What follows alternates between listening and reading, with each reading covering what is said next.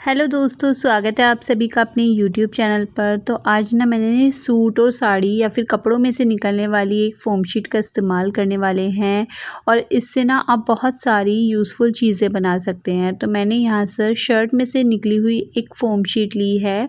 इसमें ना जो पिन्स आती है उसका आप यूज़ कर सकते हैं या फिर जो भी इसमें ये कॉलर पर जो एक शीट आती है उसका भी आप यूज़ कर सकते हैं। मैंने अपने चैनल पर बहुत सारे यूजेस आपको बताए हुए हैं। तो आज मैं आपके साथ एक और आइडिया शेयर करने वाली हूँ। 2 आइडिया हमारे फ़ोम शीट से रेडी होंगे।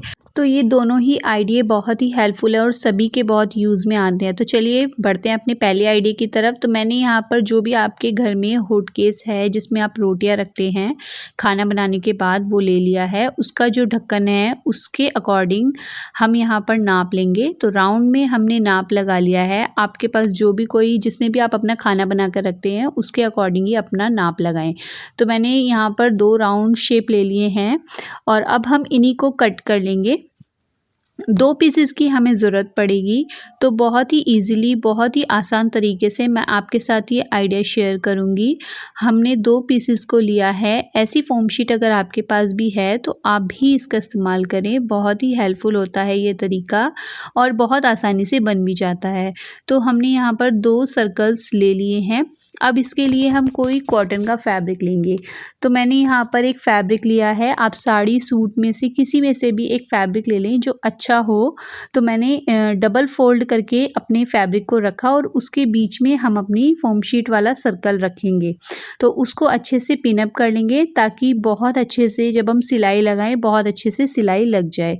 अब जो हमारा दूसरा सर्कल है उसको भी हम रखेंगे और उस पर भी हम पिन अप कर लेंगे। दोनों को एक तरीके से ही हमें सेट करना है और अच्छे से हमने इनको सेट कर लिया है। अब यहाँ पर साइड से हम इसको कट कर देंगे। जितना हमारे सर्कल है उतना ही पीस हम लेंगे। हमने ये कट कर लिया और दोनों ही पीसेस को अलग अलग कर लिया है। इस तरीके से दोनों साइड अब हम सिलाई लगाएंगे। देखिए कुछ इस तरीके से क्विल्ट कर लेंगे अपने पीस को। इस तरह से हमने सर्कल में भी सिलाई लगाई है और लंबी लंबी भी स्ट्रिप्स लगा ली हैं सिलाई की और इससे बहुत अच्छे से हमारा जो पीस है वो क्विल्ट हो गया है। अब हम इसको सर्कल में ही कट कर लेंगे। जितने पीस में हमने फ़ोम शीट को कट किया था उसी के अकॉर्डिंग हम अपने पीस को कट करके रेडी कर लेंगे।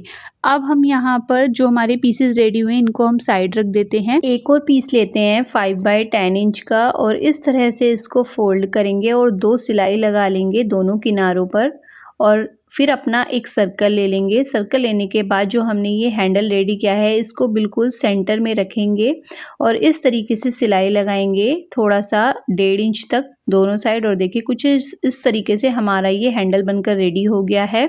अब यहाँ पर हम एक ओरेप पट्टी कट करेंगे। 2 इंच चौड़ाई है और सर्कल के अकॉर्डिंग हमने इसकी लंबाई रखी है और दोनों में हमने इसे पाइपिंग की तरह अटैच कर दिया है। तो दोनों सर्कल हमारे रेडी हो गए हैं। तो चलिए इनका यूज़ मैं आपको बता देती हूँ किस तरीके से हम इस्तेमाल करेंगे। तो हमारा जो हॉट केस होता है जिसमें हम गरम गरम रोटियां रखते हैं तो पेपर या फॉइल पेपर लगाना थोड़ा हार्मफुल होता है। तो मैंने ये नीचे के लिए एक शीट बनाई है। हमने ये ढक्कन के अकॉर्डिंग बनाई थी तो बिल्कुल सेट आई है और जब हम इसमें रोटियां रखेंगे तो बिल्कुल भी पसेव नहीं आता है। और रोटी रखने के बाद ऊपर से ढकने के लिए भी हमने एक सर्कल रेडी किया है। तो इस तरह से कुछ आप भी बना सकते हैं। अगर आपके पास फ़ोम शीट और पुराना कॉटन का कोई भी कपड़ा है तो बहुत ही हेल्पफुल है ये आइडिया, ज़रूर ट्राई करना। बढ़ते हैं अपने नेक्स्ट आइडिया की तरफ।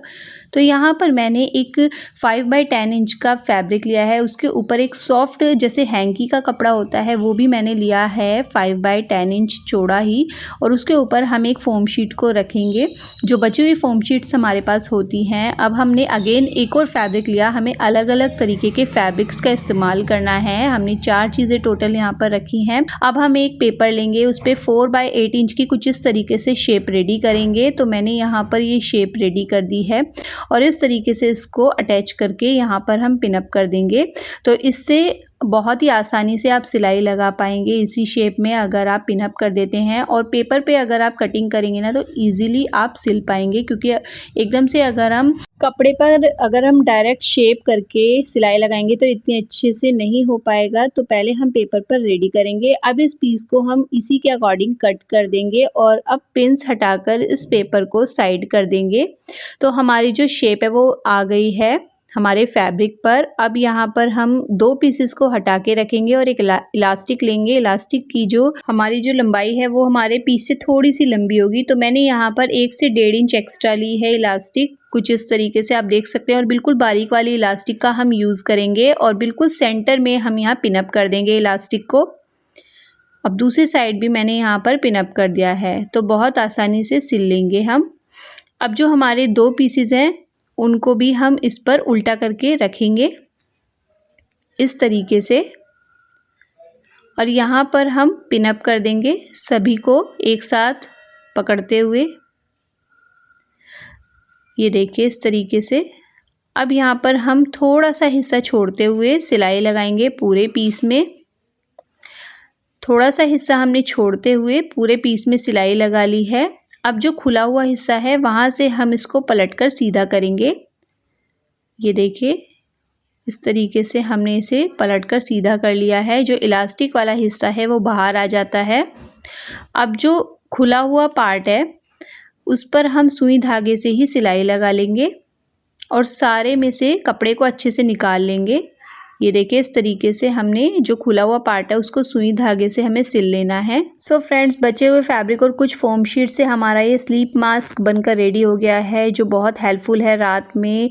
जैसे कुछ लोगों को लाइट चाहिए होती है, कुछ को नहीं, लेकिन ये हमने घर पर ही स्लीप मास्क बनाकर रेडी किया है। इलास्टिक भी काफ़ी अच्छे से हमने इसमें एडजस्ट करके लगा दी है और बहुत सुंदर सा हमारा स्लीप मास्क बिल्कुल सॉफ्ट बनकर रेडी हुआ है। मार्केट में ये 90 to 100 रुपीज़ का आसानी से मिलता है, तो घर पर आप बनाकर ईजिली रेडी कर सकते हैं और इजीली इसका यूज़ कर सकते हैं। तो आज के दोनों आइडिया आपको कैसे लगे कमेंट में ज़रूर बताना। पसंद आया तो लाइक शेयर सब्सक्राइब कमेंट ज़रूर करना और अपने दोस्तों के साथ ज़रूर शेयर करना। इस तरीके के अच्छे से आइडियाज़ देखने के लिए आपको सब्सक्राइब ज़रूर करना होगा।